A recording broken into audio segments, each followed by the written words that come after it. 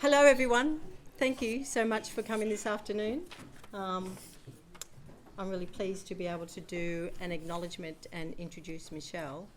So I'd like to begin by acknowledging the Wurundjeri Woiwurrung people of the Kulin Nation, who are the traditional owners of this land. A group of people who share country, share knowledge, share story, and have left their footprints in the landscape across the west of Melbourne, if you know where to look. And I think it's really important that people know where to look and see the footprints of traditional owners in our landscape. For those who don't know me, I'm KJ, Karen Jackson, Yorta Yorta, Jaja Warang woman, and from Mundani Balak Indigenous Academic Unit. I acknowledge my ancestors and elders, the Yorta Yorta Jaja Warang people, and I acknowledge all the other First Nations people in the room today, and thank you for being part of Mundani Balak and our spaces and our communities in the west of Melbourne. I'm also really proud and honoured to be part not only of Mundani Balak, but to have joined up with CIDRN, the Community Identity Displacement Research Network at Victoria University. And I want to acknowledge all the members of CIDRN who are here today. There's quite a few of them, and we have been doing some really great work, collaborating with each other, getting to know each other and growing our own research in these spaces. And that's really important for this university in protecting country and in doing research with impact. We've had lots of conversations about research with impact these last couple of days. So in introducing Michelle, I've stolen a few things from a number of different web pages, which I don't, because that's what you do, that's research. No. So I'm going to, stealing. Yeah. Well, yes, we won't get into the way mainstream researchers steal things. No, we won't do that today. You might, anyway.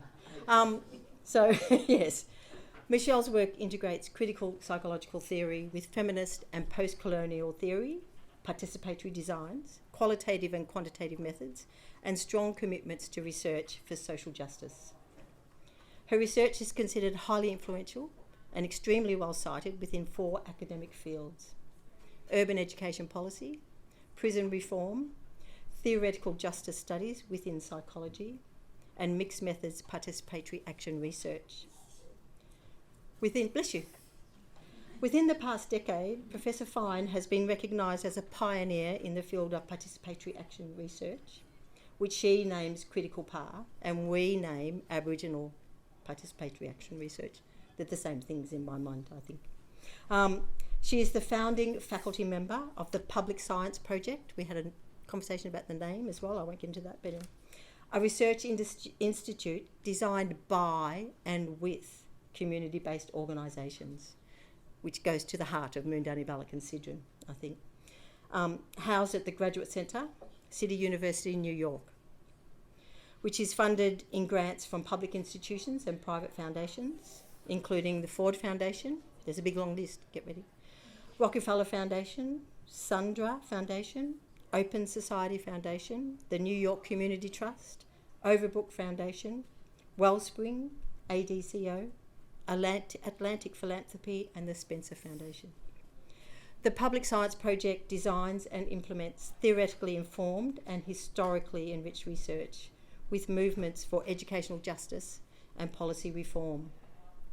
The most influential report to be published by Public Science Project, and Michelle may not agree with this, but I know she does a lot of work that has amazing impact in community for oppressed groups, is Changing Minds, a participatory action research project conducted with women in and out of prison, studying the impact of college in prison on women, their children, the prison environment, and post-release outcomes.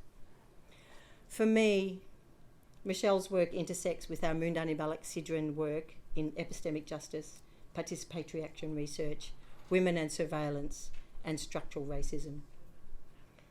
We like to do little things, don't we? Really important work that needs to be done. Both of our work gives dignity to marginalised voices and communities and works to provide ways to give justice to those who are oppressed and erased from mainstream consciousness. We both challenge the narrow ways that research is traditionally conducted through embodied, community-led, self-determined ways of being, knowing and doing. Professor Fine has been in our company for a day and a half. So I asked some people who have met her to give me some words on how they would describe her. This is the list. Inspiring, supportive, embracing, grounded, truth teller, community orientated, generous, open, passionate, encouraging, challenging. Oof. Hearts to you. Oof. I am honoured to have spent time with you already, face to face. It's absolutely wonderful. We look forward to growing our collaborations, and I am so pleased to warmly welcome you to come and speak with us. Thank you, Michelle.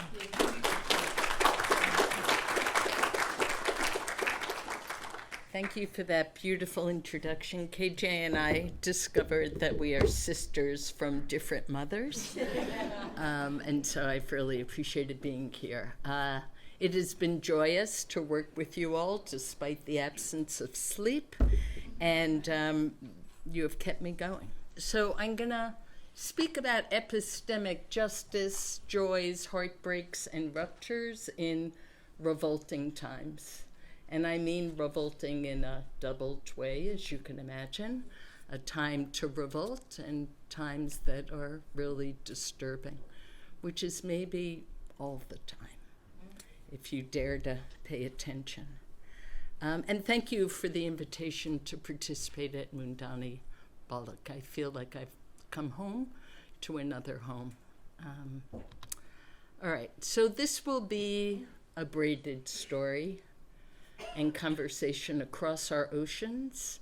I'm interested, as so many of you are, in decolonizing science and knowledge and expertise, but also nourishing collective wisdom and love and power to get to the stories beneath the official stories.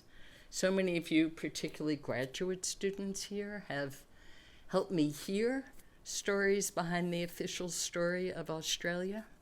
The buried stories, the stolen stories, the silent stories, the unvalidated stories, and so much of what you're all doing is honoring stories that have been taken, and doing the healing work of what it feels like to be carrying stolen stories into the academy that remind you maybe that your own lives should be left at the door. So I hope if there's anything we accomplished today in our graduate student group was the invitation to bring your full selves to the academy, if we're lucky enough. I'm not sure we're worthy, but your work will be better, your heart will be filled, and the science will be better for your fullness. Oh, so I wanted to say something about acknowledging the land, but KJ did it better and with fewer verbal typos. But when I was supposed to come and then COVID visited me, it was just Australia Day. So I went online and I thought, well, this is just perfect because we are interested in the story behind the story. And we are interested in research as resistance, but also as reimagination. In the States, and maybe here too, a lot of critical research is really critical, but doesn't help people reimagine what's possible. And I feel like we've hit the limits of that, because a lot of folks can't imagine that things could be otherwise. And even though on some days, even I, Little Miss Sunshine, have a hard time imagining the fight is worth the fight, I see research as kind of a resource in ongoing struggles, here, there, and across,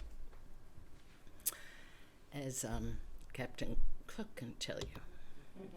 So the question, or a question, is, can universities offer anything to struggles for justice, for honoring knowledges that have been delegitimated, for supporting healing practices, for social critique, but also for helping folks reimagine what's possible?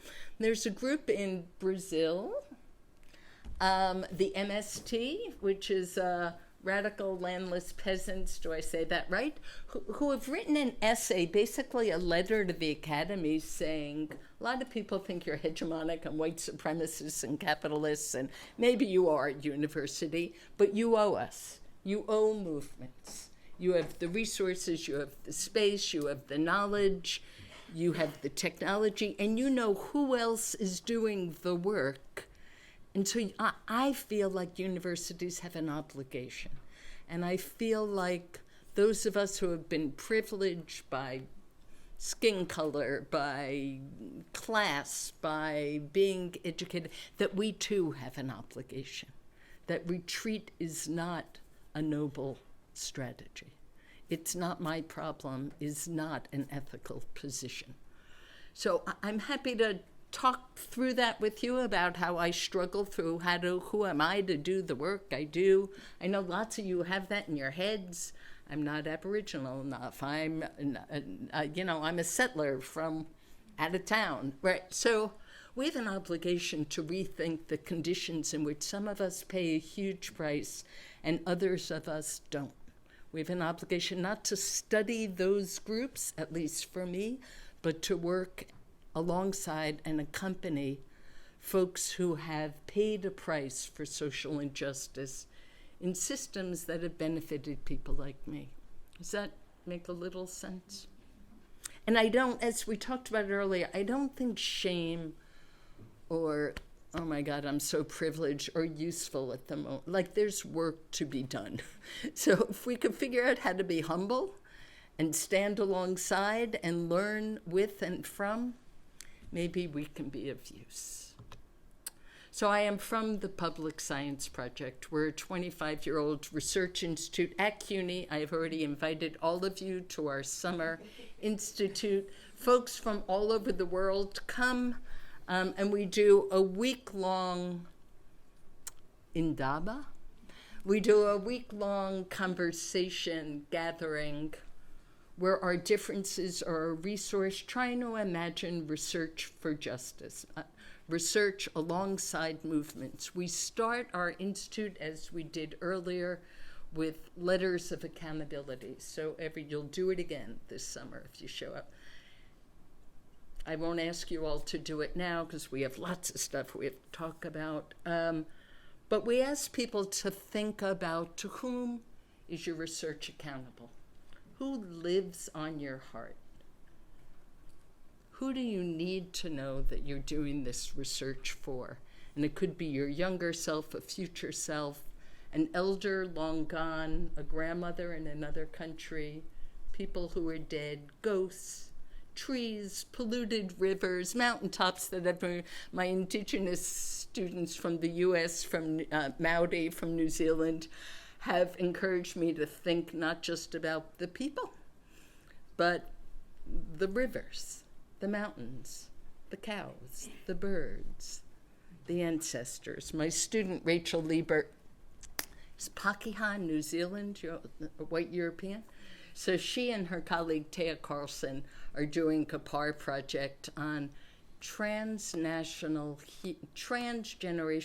healing and participatory research in New Zealand. So we did a Zoom call with people from all over the world, and she opened by saying, Michelle, we love your work, but it's really kind of colonial because you only do research with living people. And we're going to do research with our elders and ancestors and nature. And they're doing a project where Pakeha folks are getting together to talk about their history in New Zealand, a colonial history, a missionaries' history, a painful history or pain-inducing. And Maori folks are also speaking about their history. And then they have a relational group where they come together to talk about shared histories and struggles. Really important work. And then Thea said, I'm a little worried when we bring together the ancestors, Pakeha and Maori, that my great-grandmother's not going to want to talk to Captain Cook. And it generated I was like, you go for it, okay. And my white students are texting me saying, I'm not sure I really understand. And students of color are like, I love this. So we need to engage broadly to whom we're accountable, who's in our bodies, right? We did this work recently with a bunch of migrant farmers in Vermont, and I asked them to write letters of accountability, and one man wrote to a polluted river in El Salvador, right? That's who he knew. Had to know that he was engaged in this work. I don't think we have time these days to do research just because it's a cool question. Those days are over. The world's too messed up. We are privileged as educated people. We have an obligation to think about how to be of use. And for those of us who are a little privileged, how to be humble and of use. I'll get to it. All right. So 100 years ago, but he could have said it today, Antonio Gramsci was in a prison in Italy, and he wrote, the crisis consists precisely in the fact that the old is dying and the new cannot yet be born. And in this interregnum, a great variety of morbid symptoms appear. Right? He could have written it today. And one of my worries is that we study the morbid symptoms as though they're new and just popped up. And why is that community so filled with morbid symptoms, rather than understanding there's history, there's structures, there's intentionality, there's dark money, there's politics. And so I hold on to that because I feel like we're in this. Like the old is, even the academy, it's a different place than when I entered it. It's really different. And Mundami Balak is such an amazing, occupation in an otherwise, I don't know anything about Victoria, but higher ed is a pretty kind of corporate, neoliberal, use your adjectives. So I'm interested in us claiming peeing on the carpet, just taking the space, and but we're in a space where the old is dying and the new is not yet born. And I worry that we study the symptoms without interrogating the history, the joy, the pain, the wounds, and what else is possible. So I'm going to give you a little bouillon cube on what critical par is, and then I'm going to go into an example and some images, and then we'll have a conversation. So the C for us in CPAR is like a placeholder. For some folks, it's decolonizing. For others, it's feminist, it's queer, it's disability, it's critical race. It signifies that we're interested in power struggles. In the States, there's very nice PAR projects, like 6 kids and a camera. That cool, no judgments, but you could, a little judgment. But we're interested in intervening along the fracture lines of power and working alongside communities in struggle. Participation, we're quite serious about. Action, we're serious about. And research, we're pretty serious about. So we see CPAR as an epistemology, not a methodology. And that's too many words, but what I mean is it's not a way of doing research. You could do experiments, you could do surveys, you could do, who's the guy they said, here's a scientist. You can do real, science work. You could do oral history, you could do focus group, you can do art, you can do archives. The power of critical PAR is that we believe knowledge is embedded in everyone, and knowledge is produced in the shadows, in the margins, in communities that have been silenced, abandoned, degraded, stolen. And that we want to shape our research projects to honor those communities that have been most marginalized or most impacted. Not to romanticize, and I'll do a confessional later because I tend to romanticize, but not to romanticize, but to bend toward understanding social issues as experienced by communities most impacted. The kind of knowledge maybe many of our grandmothers had about the environment, or policing, or immigration, or family arrangements that was neglected. CPAR knows that the person who cleans this building knows more about you who work here than you tend to know about them. It understands that those who don't have power. And I come by this, forget it, I'll tell you later. All right, so we've done CPAR in prisons. You're going to hear about a prison project in communities and anti-racist struggle against police violence, for educational justice, sanctuary for undocumented communities, immigrants that don't have papers in the U.S. who aren't allowed to work legally, and so then everybody gets mad when they're on the streets selling fruit and carrying their babies as though that's unethical, when in fact we have given them no choice. And dignity and joy for LGBTQIA plus young people who would have me refer to them as queer, and so I will. We're interested in epistemic justice. That is, knowledge is broadly distributed, even if legitimacy is not. So people think that I know things about communities I'm not a part of, and I know some things, but actually working with and learning what people inside know, we share knowledge. So no research on us without us. It's a motto from the disability rights movement, from the HIV movement, and I was lucky enough to spend time in New Zealand at the Institute for Maori Studies with Linda Tuhiwai-Smith. And there it's very much the ethic. Linda talked about working with Maori communities and teaching them, you have to be clear that these researchers can't come in measuring your grandmother's bones, blood, cranium, or stealing their stories. And she said, and they all developed these ethical rules, and now they don't let me in the community because I'm the researcher from the university. I was there when a group of Maori grandmothers who knew just a ton, I'm sure this is true here too, about the healing properties of plants. And L'Oreal, the cosmetic company, was going to have a focus group with them and pay them all $5. And they had like Maori lawyers working with them on intellectual property rights. And so, you know here better than we know in the set, like, where contact occurs, the likelihood for exploitation runs high. And yet I'm a sucker for contact. So how do we do this work together in a way where power, hegemony, whiteness, etc. doesn't overwhelm? So we talk about letters of accountability, but also audience. And because we do a lot of policy work, that's not the same. So when we do letters of accountability with women in prison, everybody is accountable to a child left behind, or a mother who died when I was locked up, or a woman still inside.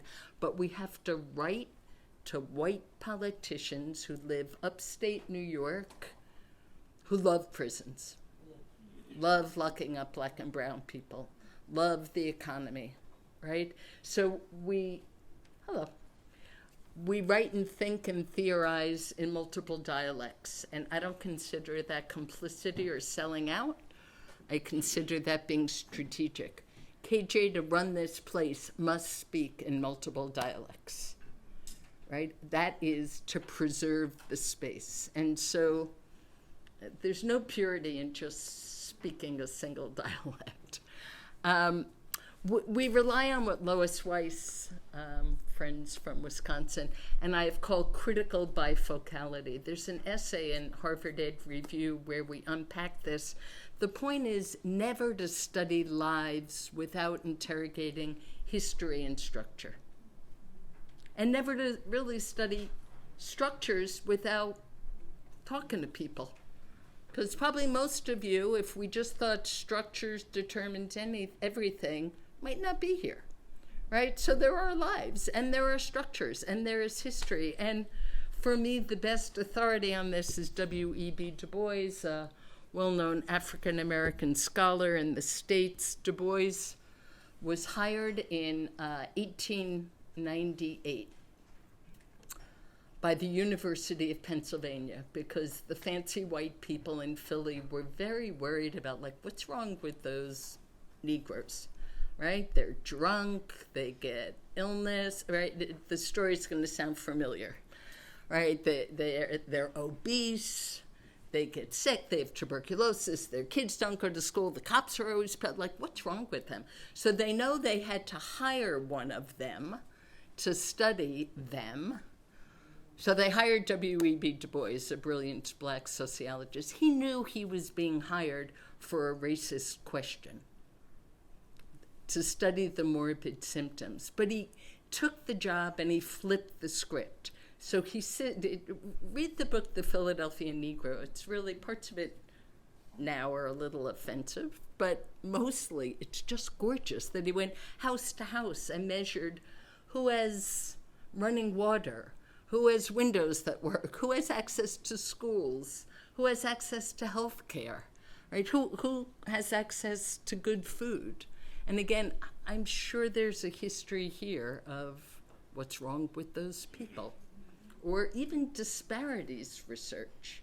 So my best friends are disparities researchers, but unless you do the structure and the history, you're stuck with they're not and they are, or they can't and they can, or oh my God, they don't even have language, or they can't read, right? So critical bifocality insists that we interrogate structures in history and lives, and Du Bois in that book really takes on sociology and says, how dare you identify these problems in the Black community as if we are the source rather than the consequence of a racially stratified society. So we try to think about decolonizing evidence, refusing downstream analyses of morbid symptoms. But even if I don't get to it, nudge me. Like even decolonizing what's impact for a university. Like if we're serious about, like I think the work we do is impactful, but it's not like how many people are wearing a mask and do they send their kids to school and are they complying with whatever crazy, exercise or thinness regime we've got, that we need to complicate. Is impact getting groups of women whose children have been taken away together to talk about healing? Of course. Are they all fabulous and healthy and skinny at the end of that? Like, whose idea of impact is that? So, and then an obligation to contest what are called epistemologies of ignorance. So Charles Mills recently passed away, critical race theorist, philosopher. He argued that most social science is done from what's sometimes called a God's eye view, or mistaking distance as objectivity. And it's infused with the ignorance of privilege. And it keeps us from seeing the complexity on the ground. And then finally, I'm going to spend some time at the end talking about aesthetic awakenings. So I had an old lady friend, Maxine Green, also gone, one of the first women philosophers at Columbia. And she was friends with John Dewey, and they distinguished between anesthetic experiences. What happens when you take anesthesia? You're numb. You don't feel pain, right? And she was worried that schools were becoming anesthetic, that the media was becoming anesthetic, that our families were becoming anesthetic because we're numbing ourselves to the pain. How can we turn away with what's going on globally right now and not have conversations? We'll talk about that tomorrow. But the silence is part of the anesthesia. And what Maxine insisted instead, that we have aesthetic awakenings. She was very interested in art and how art could provoke an opening, an awareness, a reimagination, an interest in the other. And so I've now taken her idea into research and argued that we can't do research that numbs. Like, replication is numbing. In psychology, when we just want to replicate what somebody else found, that's numbing. And so you'll see at the end, I have a bunch of images of aesthetic awakenings, because I think we have an obligation to do research that alarms us about contemporary circumstances, provokes an awareness of what else is possible.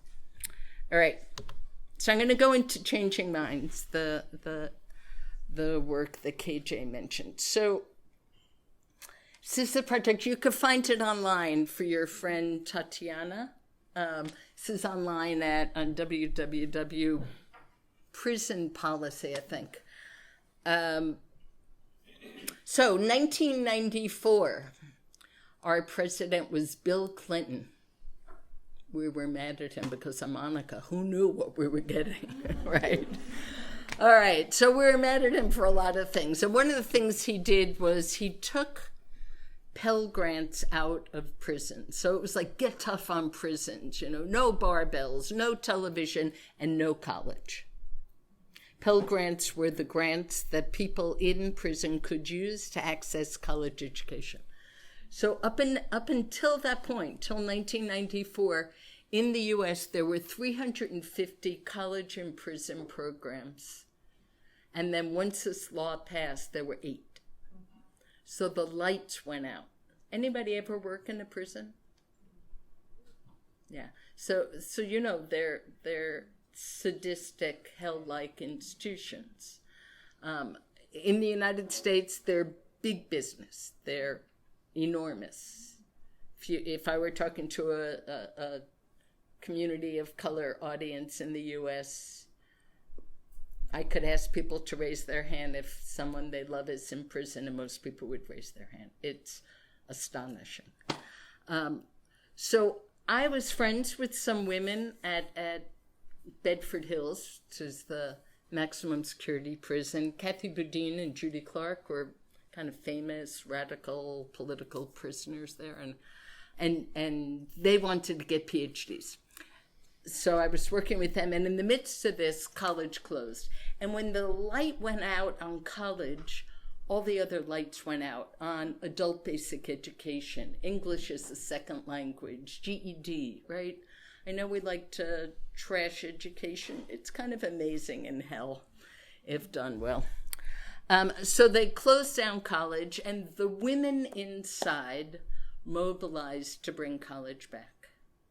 This was not because the warden thought it was a great idea. It's not because the state said, we should educate them. It's kind of like Cooley College. Do I say it right? Curry College. Curry College. Yeah. This was an autonomous group of people who knew they needed it, and they knew they needed it on their own terms. So they mobilized from the inside. And at some point early on, somebody said, we better document this because we can't take it for granted anymore. So it's kind of like radical evaluation. Like, we want to document before things disappear as they are now, and kind of radical progressive ideas are getting gentrified and erased from memory, like Cooley College, so much of what I encountered in the archives here. So we decided to document. So they asked me to do it, and I said, I'm not going to do it alone. Why don't we set this up as a PAR project? So from here forward, I'm going to give you the steps of a PAR program, even though I never do that. But like things to think about, or places you'll make a mistake, more accurately. So first, you build a space where the people who most know the experience are engaged in sharing knowledge. So whether we're working with young marginalized people doing radio shows or sports or whatever, we're gathering together to share knowledge. So we taught a course in the prison on social research, right? So 2 of my doctoral students went in and taught the course. 15 women took the course. They all came up with a question under the mother question, what's the impact of college in prison? They each crafted their own question. They each interviewed 5 people. They take notes, can't tape. Everything is considered a weapon, including tape recorders in prison. And then they brought back 75 interviews back to our class. And then we did participatory analysis of those interviews. The questions they came up with, again, I know some of you do participatory work, were so much more interesting than the questions I would have come up with, right? Like when you work with, like people have questions that are thick and rich and complicated and hard, like inconvenient, like they say things that researchers try to stay away from. So they had questions like, what's the impact of college on women who have been under the violent assault of family members their whole lives? What's it mean? Iris Bowen said, what's it mean to see your own intellectual signature after you've been beaten up by your mom, then your boyfriend, then your other boyfriend, right? So, and she's very much a poet. Somebody else did a project on what's the impact of college on my kids? What's the impact of college on, this is a maximum security prison in New York. So women from Colombia, South America, who might have 2 ounces of cocaine in their backpack that their uncle might have put there or they might have put there, they'll get stopped at JFK. And so they're learning English in prison and college in prison. So what's the impact for international women for whom English was not their first language? What's the impact for women who aren't well educated or have a disability but didn't know about it until they got to prison? What's the impact for those of us who are lesbians and didn't know lesbian was a thing until we got to college and thought, oh my God, it's like a whole area you can study and there's literature. And I just thought I was a weird kid in a neighborhood, right? So it was like light bulbs, pain, and then they gathered these 75. So after that, we said, all right, who wants to work together? We didn't know how long. You get thrown out of prisons. I'm sure you've all gotten thrown. You get thrown out after a while. So we didn't know how long it would go, but we wanted to document the impact of college. So our key values of both the college program and the research were centering the perspectives of the women inside, gathering information from a range of women, the leaders, the graduates, the dropouts, even the guards, some of whom weren't women. We wanted to do research that was accountable to the women, the children, and their families. I didn't know this, but the women did, that we wanted to recognize entanglements and solidarities. And by that I mean they understood, and again, I bet this will be familiar. They understood that their lives were entangled with the people they murdered and their families, with the guards. I didn't. I think I naively came in like, oh my God, women in prison and the guards are the bad guys, whatever. And there was a gala in the middle of doing this work at Lincoln Center, because this prison's in a very fancy neighborhood, and 1 million wealthy actresses live there. So they were performing the women's lives at Lincoln Center. We made a lot of money. And the women decided we should give the money to one of their children for a college scholarship, the child of a murder victim for a college scholarship, and the child of a guard. Again, because they understood entanglement. And I think with oppression, people understand our lives are entangled with each other, with the land, with nature. And I think one of the pathologies of privilege is that we think we're separate. We think we're autonomous. We think the land should work for us, but we don't have to honor it. We think we're separate from other people. That we refuse to marginalize the women or extract their stories. And then we came upon the long and brilliant history of women insides who had long been building knowledge, growing movements, and developing relationships behind bars. There was a vibrant intellectual, ethical, and political life that I didn't know. I kind of thought, not quite white savior, but in the neighborhood. Like we're going to do this cool thing. Isn't it amazing? I've got a university I can bring in. They had been doing this work forever. They were doing it particularly around domestic violence. You throw a bunch of people into hell and they start saying, what got you here? What? And one of my friends, Sharon, who was in for 8 years, she was cutting hair. She was in cosmetology. And she said no matter which head I was cutting, a woman guard or a woman inmate, I'm hearing stories of domestic violence, right? And so sharing those stories, it's one of the things PAR does, converting experiences of shame to knowledge is crucial.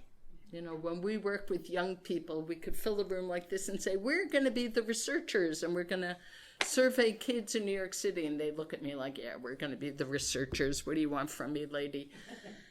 And then we pay them, we feed them. But then I say, look, right now we have to take all those experiences that feel like shame or rage, and we're going to convert it to knowledge because you're going to create a survey. So everybody knows too much about the criminal legal system because you've been locked up or your family. Go over there and create questions for the survey. Those of you who have been in foster care, taken away from your families, in the system, you go over there and all of a sudden the jackets come off because they're being repositioned as experts, not as victims, right? We do projects now with folks, formerly incarcerated folks in college, and the projects are called The Gifts You Bring, right? And so, I said universities tend not to ask people or value your history, but we want to document the gifts you bring to the university. And these guys are like, don't you think I'm going to steal your bag or rape you? Or no, we're interested in what gifts you bring. Just shifting the title to recognize assets, gifts, vibrancy is crucial. All right. So we had a really boring traditional, anybody like traditional science? We got it for you. So we came up with 4 questions, methods, samples, etc. What are the costs of providing college? What's the impact? What are the personal and social effects? And what's the impact of the college experience on the transition back home? We interviewed university professors who were, we resurrected college. And these colleges came in, they each donated to faculty, and college was back. And we only used sociology. Sociology was the only major because we figured, because they wanted to teach them plumbing. That's what they want to do. They want to make it technical and not intellectual. And footnote, I was in Mexico recently and talking to a Zapatista guy who was a tour guide.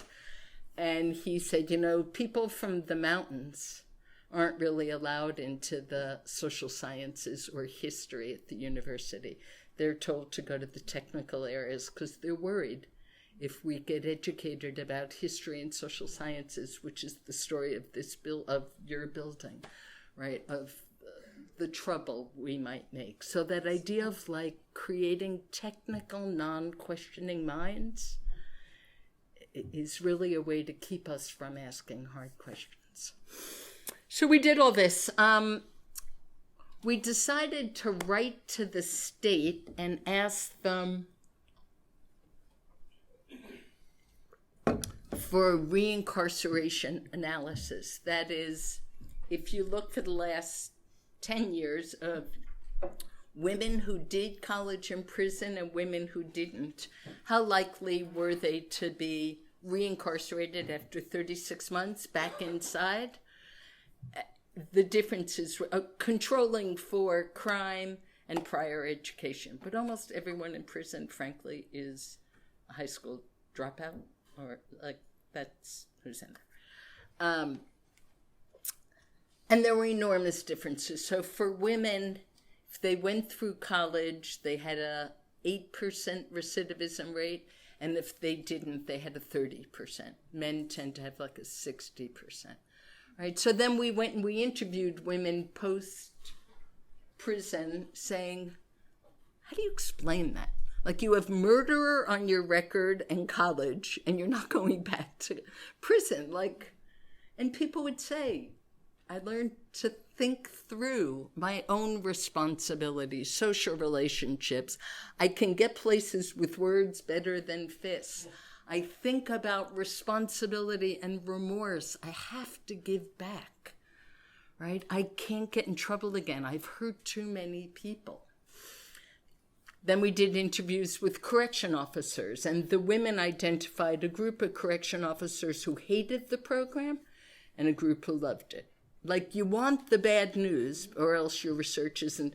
So we interviewed the guys who hated it, and they're like, you know, I led a good life. These women murdered somebody. I can't afford college for me or my kid, and they're getting it for free.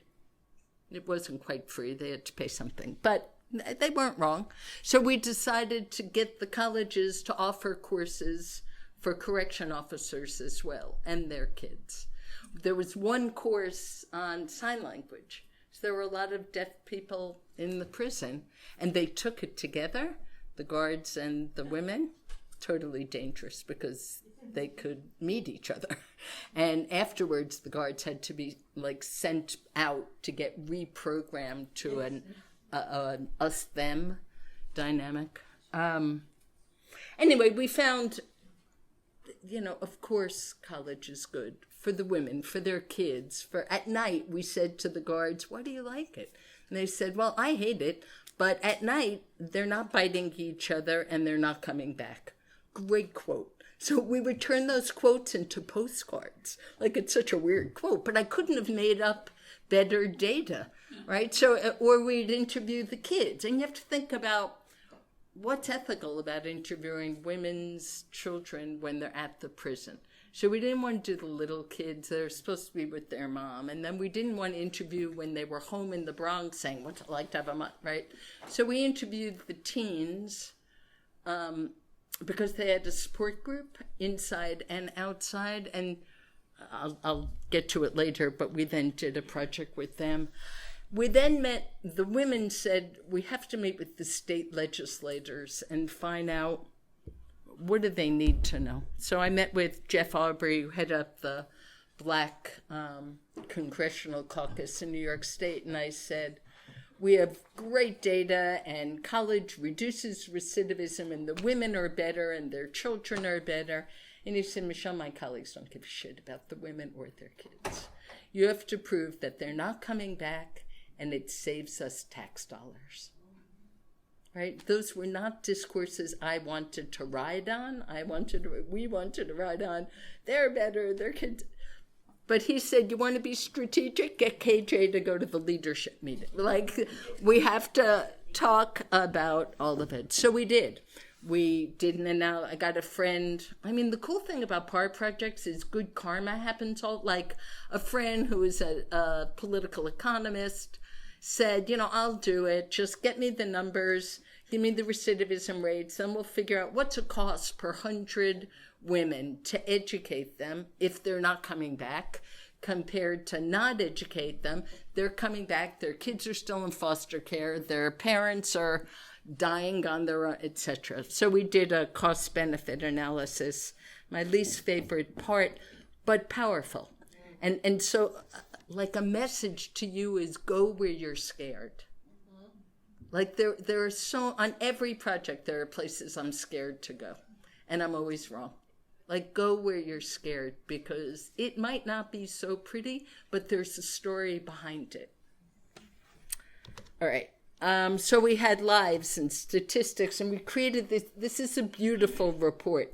And we had a graphic designer come into the prison, and first he had built a report that was like big black letters, like changing minds. And the women were like, make it sexy, give it lipstick, let them know that we're vibrant, we're alive. So it's very pretty. It has pictures. It also has charts of money dedicated to prisons compared to money dedicated to college. The women wrote an opening. We understand the public's anger about crime and realize prison It's the first thing, some of what has been broken. For all these reasons, in the name of hope and redemption, we asked you to help us rebuild. We interviewed kids. My teacher's always asking me, how's your mother? And now I say, she's okay, she's at college. I brag about her to all my teachers. Other kids would say, I hate trailer visits. They visit their moms and they're on a trailer because my mom just wants to talk about homework now and reading. I've already told you about the corrections officers.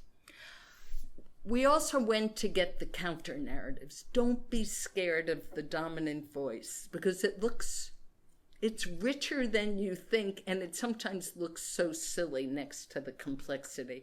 So there was a woman named Janice Greishaber, very conservative white woman. Her daughter had been brutally murdered in a parking lot in New York State. She did not have a big appetite for early release, parole. She and I were at a gathering, and I said to her afterwards, well, like 95% of people are getting out. Would you be willing to read our report and write an endorsement in the back? And she said, don't ask to, get my daughter's murderer out. I said, it's not about a particular, it's about a policy. She said, I'll read it, but I don't know. And I didn't expect it. And then this came over my email, and I just sobbed. Educating the incarcerated is not an exercise in futility, nor is it a gift to those undeserving. It's a practical and necessary safeguard to ensure that those who have found themselves without proper resources to succeed have their needs met before they're released. This is the sentence. It's a gift to ourselves and our children, a gift of compassion and peace of mind. We are not turning the other cheek to those who have hurt us. We're taking their hands and filling them with learning so that they can't strike again. And I had caricatured this woman in my head, and what a generous. And actually, that's been my experience working around prison. When October 7th happened this year, I really wanted to talk to my friends who had been incarcerated because they don't have good guys and bad guys. They're just complex. They understand why somebody might fly out and do something horrible, and they understand why people would be upset, and they understand the history of occupation. They're just complex. And they know that victim and perpetrator are not binaries, that most perpetrators have been victims. And they're also about holding people accountable. They can hold all those thoughts. You know how we have these hey, you can't hold them accountable, you gotta. They don't do that. And they don't separate structure and agency, my sociology friends. We walked in saying, white supremacy, capitalism, patriarchy, that's why you're here. And Sharon said, Michelle, I killed my kid. My neighbor also had patriarchy and white supremacy and capitalism. I did something awful. Yes, it's structural, but I also did it. And I need to hold all of that. And I think in the academy, we either, hyper blame, or we give they busted my binaries, and they continue to. We also found out that there had been this prior event in 1985 where they gathered all these women who had experienced domestic violence, and they had public testimony about battered women and the criminal justice system. So, and in the men's prison, there was a group led by a guy named Eddie Ellis. Eddie recently passed away. And he was a Black Panther. And he was there in the 70s, 80s, and 90s when all these Black Panthers, in the 70s, there were 10,000 people in New York State prisons. And by the 90s, there were 70,000. So he was like, where are all these Black people? He's a Black guy. Black people coming from? So they did a project. They created a think tank. It was called the Greenhaven Think Tank in the prison. And they tracked and they wrote, you can find it online. It's called the 7 Neighborhoods Study. They tracked that, most of the men were coming from neighborhoods in New York City you would predict they'd be coming from. So they were interested in what's going on in those neighborhoods, both lack of resources and over-policing. They're the same neighborhoods now that are still sending. And I said to him, Eddie, how'd you do that from inside prison? And he said, there was a guy named Kenneth Clark. Do you know who Kenneth Clark is? So he was a black psychologist who did the doll studies. Right now, my colleagues, black colleagues, thought Kenneth Clark was a bit of a sellout because he talked about, inferiority and, black people don't feel good about themselves because they want the white doll. Meanwhile, he had this secret life where he's going to prison, never published about it. I published about it all the time. Could never, as a black academic, publish that he was doing this work in the prison with these guys. So it's a funny thing you find out inside spaces that look like hell. So I've already talked about entangled solidarities. Then new questions. Again, this is part of PAR. Oh, then we got thrown out. And in the middle of that, I said to the warden, anybody do PAR in schools? It's just hard. It's just like working in institutions. Prisons are extreme, but just even in schools, you meet with the principal. Don't get mad if we're raising a hard question. I would meet with her. Every time I was there, we were there every other week for 4 years. And some of us, they would get strip searched after we left, and we would go home on the train and cry. And I would meet with the warden and say, if you're mad at something, please tell me. Don't blame the women. You're always worried about protecting the people you work with. But in sadistic organizations, their cells would get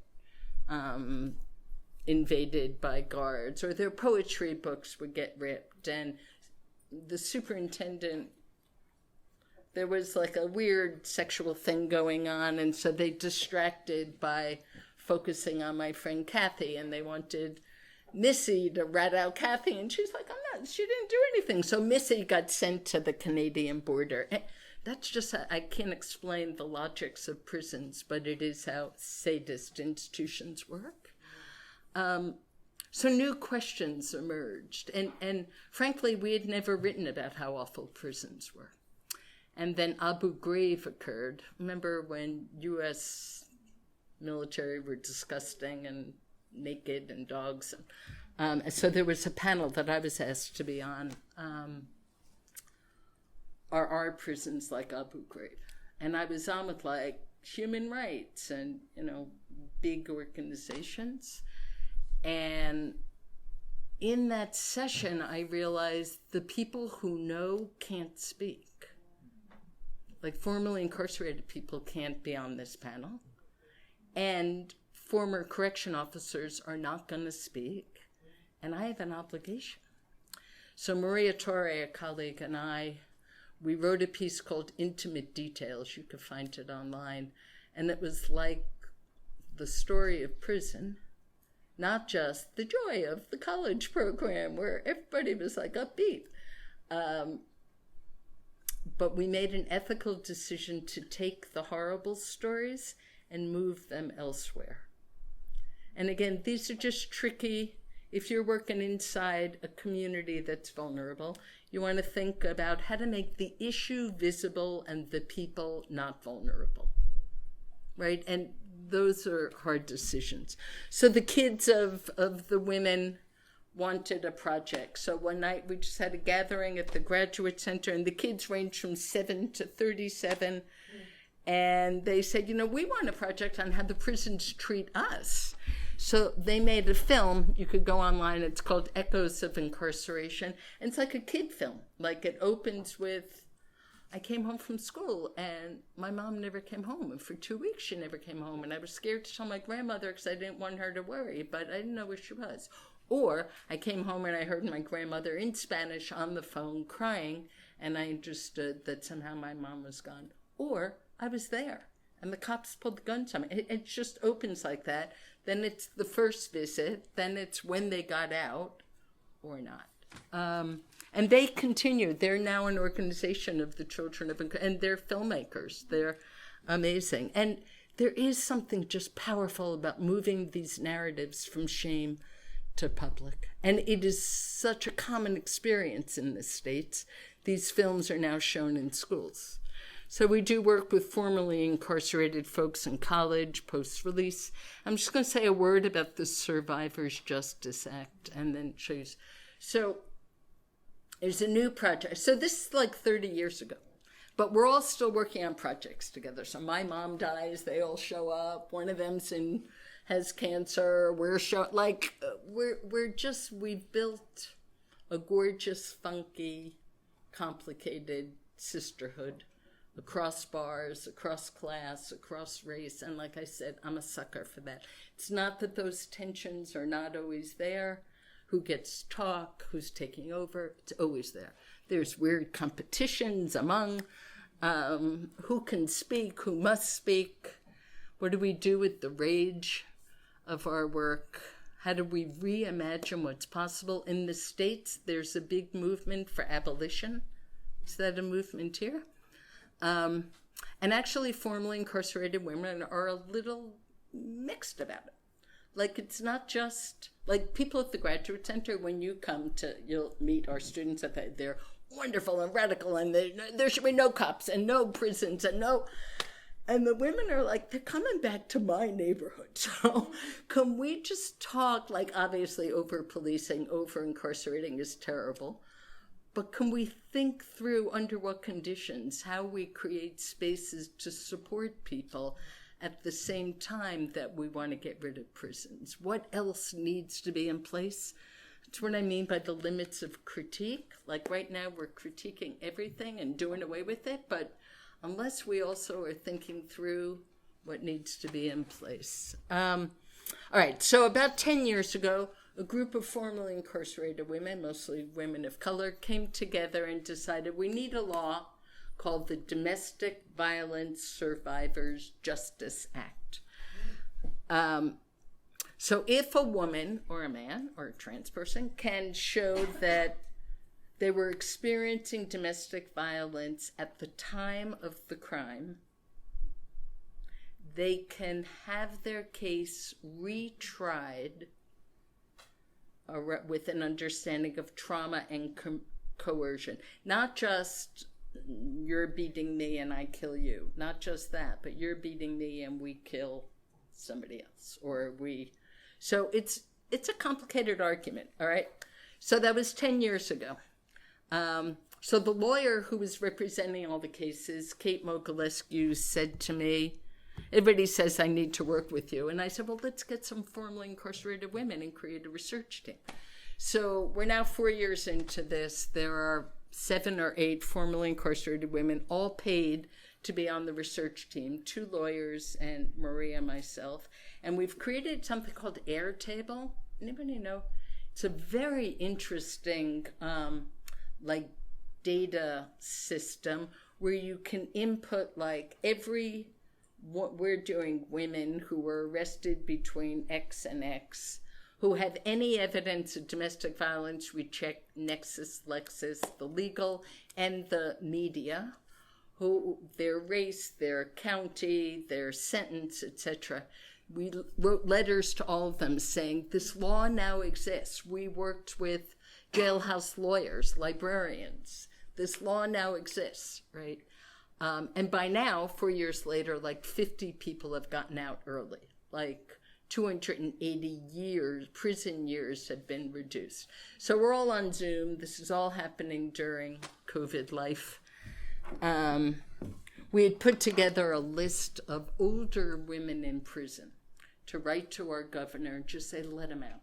Just let them out. They're going to die in there. We were getting calls from mothers of women in prison saying, my daughter's coughing. I know she's sick. They're not giving them masks. They're not taking care of them.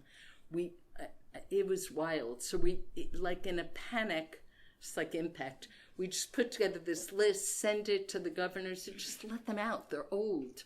They're going to die in there. And then he ignored us. But, all right, so we're all on a Zoom call.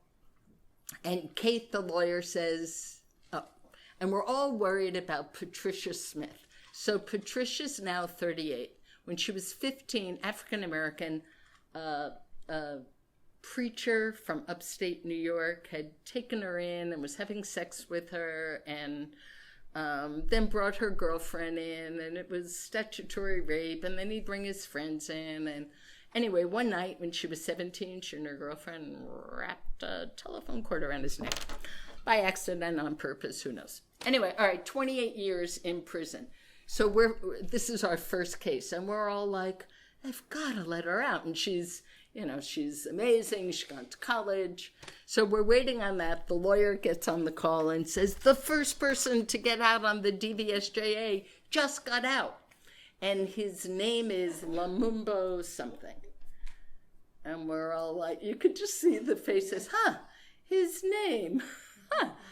Okay, like we knew men could like it just for those of you who do feminine, like, so finally Sharon, who is always the first to speak, says, I'm just going to say it. We didn't fight for this law for black men or white women to get out of prison alone. Like, when do we get our turn? And two things got provoked by that. One was Kathy Boudin said, I think I got out. Kathy had 25 to life, and Judy had 75 to life. Kathy said, I think I got out partly because I was white. And Judy said they were both political prisoners. The Brinks robbery, anyway, look it up. Black Panthers, truck, guns, 2 cops were killed. So Judy said, of course, we got out because we're white, we were Jewish, we knew everybody, we were famous, that's why we got out. Then Monica, white, working class, she and her husband were heroin addicts. She was beaten really badly. They killed somebody, I don't know the details. Monica said, I have more in common with you, Sharon, black, than Kathy and Judy. So now we're in race class land. You know how well those go. And and this is right when George Floyd was killed. So Sharon's like, you don't know anything about racism. And she's like, I'm right. Like, you're right. I was raised like a working class white girl. And anyway, and it just blew up.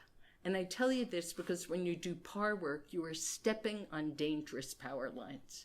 And it's sitting right there. And if you're lucky, you're going to work through it. But it is not fun. And again, I don't know how many of you have had this experience, but like we work with groups that have been marginalized. We know everybody should be included, but there's stuff, right? We call those choques, using Gloria Anzaldua's notion of clashes, and you gotta like anticipate that they're gonna happen. So they were all screaming at each other, and Monica was like, I know I'm white. I got it. I'm white. I don't understand racism, but I have nothing in common with Kathy and Judy. And finally, Cheryl, of course, here's lesson number 8. If you wait long enough, the group will resolve the issue. It feels like it's an eternity, but at some point, Cheryl said, we're all going to kill each other about this. We spent 20 years together in prison. We've got to love each other through this. Yes, we're different. We have different experiences. And poor Lumumba has now joined the group and he's with all these women who remind him that he talks too much all the time. We remind him all the time.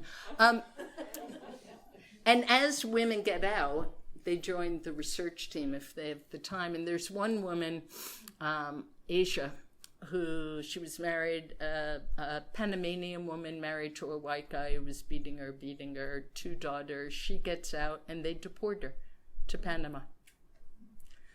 And she'll never see her daughters because the husband won't let the daughters visit, and right? And here's my naive, oh my God, you're free, but not free. Then another woman gets on and she just got out. This was during COVID. And she's like, so now I'm living in a shelter in the Bronx with my daughter, who's 15, who hates me. And I'm in the neighborhood where I killed somebody. And I'm terrified of getting COVID, and I'm terrified of getting out on the street.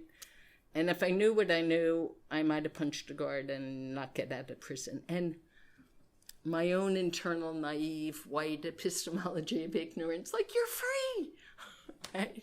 Like, freedom isn't always freedom. So Parr lifts up these inconvenient truths. I'm going to close in a minute so we have time for questions. I will tell one story and then and then give some images. So we're all writing at the end, the report, and we all write and then read each other's work. And I'm writing the part about we're all women, and some of us are in green, and some of us are free, and some of us cry, and some of us get strip searched, and we've all experienced violence or witnessed violence. And Donna interrupts me and said, Michelle, you left out the part that some of us killed our children. Please put it in. Please don't romanticize us. That is not all we did. We are not just our mistakes. But if you leave it out, and again, something for all of us to think about, because I've spent a lifetime saying, let's not do damage-centered research. And I learned from the women and from queer youth, frankly, like, tell the hard stories, and that we're also hilarious and funny and loving and want to give back. And you could do both of those. All right, I just want to say something about, well, this is us. We had a retreat. It was so fun recently. And intense, just intense. So I'm interested in these ruptures, like in Parr. They open up like breaks in what we understand to be true, like what is freedom, what is abolition.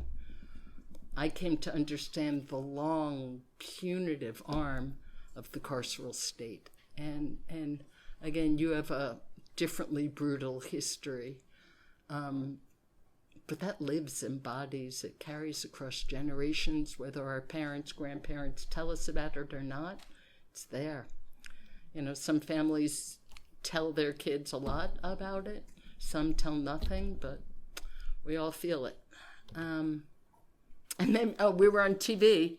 Sharon, Kate the lawyer, and me were on TV talking about this project. This guy, Bruce Bryant, was watching us from Sing Sing prison, and he sends us this painting. This is like the joy of Parr. Like, you never know where it's going to reach, who it's going to touch. He painted this, and it says, "Save our sisters from domestic violence and incarceration." It has a black woman in a cage in his head. I want to talk about aesthetic awakenings, and then I'm really going to stop. We have an obligation, and this is, I want to queer the idea of impact. I want to say, how do we provoke?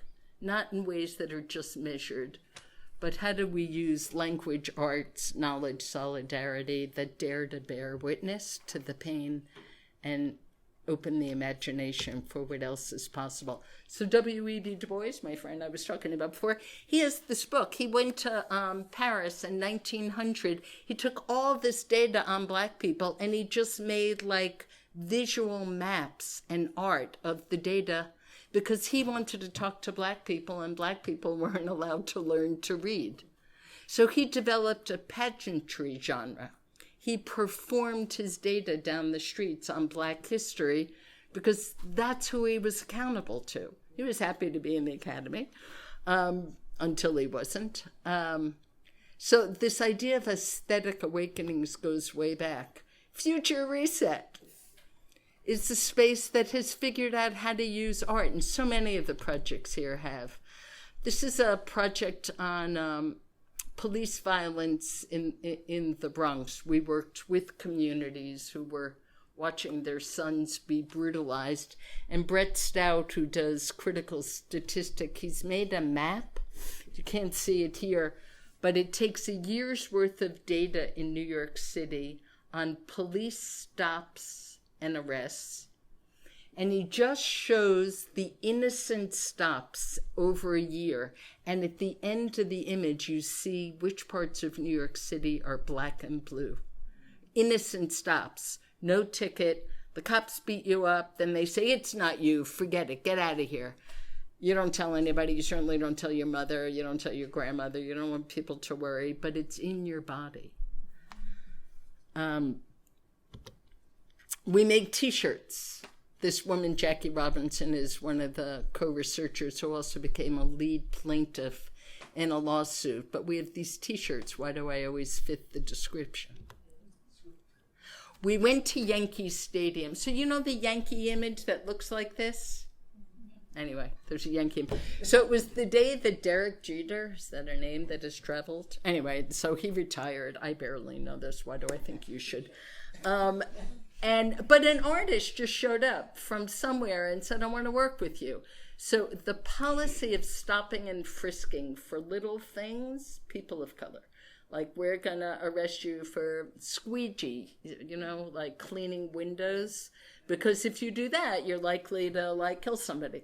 So if a house has a broken window, it's going to be worse. So this was no broken windows, but the team made a little pamphlet of our data.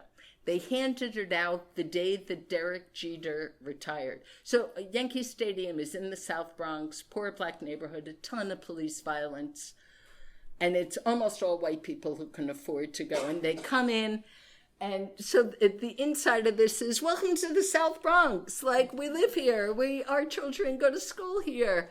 But we're not a broken window, and this is our home. And these are some of our co-researchers. And we handed out, I guess, 1,500 of them. And we found one with $200, left behind. But we also did a presentation in the community. One night, we knew that the cops would come within 7 minutes, but projected the data onto the side of a public housing building. So the sun set, and we had Santeria dancers and drummers, and then it was just like a PowerPoint, and the community researchers were reading it. This is our home, dear NYPD. Did you know last year there were 1,875 stops, and you only found 3 guns? Don't get us wrong. We like the police. We want to be police with dignity. We just don't want to be killed by you. Please, do you know that 67% of our young people were called the N-word by the police? Please don't do that. These are our children. Did you? And in this, it's like, we notice that you drink a lot of beer, the white people who go to Yankees. And we get harassed by the police for drinking coffee on our stoops. Anyway, and then they give the link. I know Puleng was here, but Puleng was a student of mine. How lucky am I? And her dissertation was looking at the ways in which Black South African women talked about apartheid. And she did 3 methods. She went to the women's court archives. There was a separate women's court. And because so much of the violence was horrible in ways you can imagine. And the nature of the TRC was, you're the police officer, and I say, but you raped and buried my daughter alive. He says, I'm sorry, and you move on. So she analyzed those. She analyzed interviews, but she also worked with an embroidery collective and had the women embroider their stories. And they're on exhibit at UNISA. And she's been using embroidery a lot about what's it mean to take a blank slate of fabric and tell your story. And then blah, blah, blah, blah. That's it. So, epistemic joys of CPAR, from pain to wisdom, from me to us, from despair to action. So I guess I'll end with this image. So there's a group in New York called Jewish Voice for Peace, and it's that I'm a member of, and it's anti-Zionist Jews, and it feels like a CPAR experience. People trying to say, oh my God, this doesn't feel Jewish to kill 32,000 when the same thing was done to my grandfather. Again, for those of you who disagree, I'm happy to chat. But I'm just trying to say that there's something very powerful about bringing people together with a counter narrative. And we took over the Statue of Liberty. So if you look over at the top row over the E in Palestine, you'll see my head. And so I'm not very Jewish. But it was gorgeous to be in an identity-based movement for solidarity. Like, I'm a little suspect of identity. It's not my thing. I got it. It's really important for people who have been denied. But all the categories I am, I feel like I'm not that kind of white person. I'm not that kind of Jew. I'm not that kind of universe. But it was very powerful to be joined together with both a critique and an imagination. and to be singing Yiddish melodies like never again for anyone. And I want to say that I think it has created a wedge, both in the US and internationally. We get texts when we're at Actions saying, thank you from Jordan, or that separates Zionism and Judaism. And again, I'm not very religious, but I'm like super Jew these days at school to say like, no, this is not the tradition I grew up with. And it feels to me related to PAR, to bring together a group of people who have been misrepresented and who dare to say together, we can do it a different way. So I'm going to stop there. Okay. Questions, thoughts?